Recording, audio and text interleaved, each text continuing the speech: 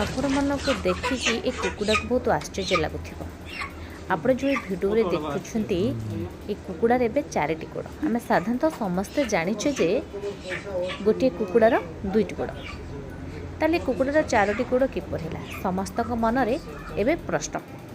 ସମସ୍ତେ ଜାଣିବାକୁ ଚାହୁଁଛନ୍ତି 4ଟି ଗୋଡ଼ କିପରି ହେଲା।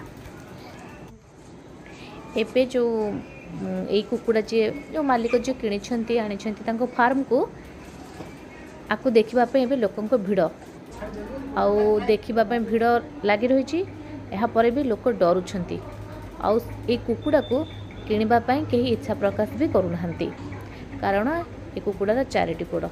ସମସ୍ତଙ୍କ ମନରେ ବିଭିନ୍ନ ପ୍ରକାରର ପ୍ରଶ୍ନ ଉଠୁଥିବାରୁ ଏ କୁକୁଡ଼ାକୁ କେହି ନେଉନାହାନ୍ତି ଆଉ ଦେଖିବା ପାଇଁ ବି ଲୋକ ଭିଡ଼ ଜମା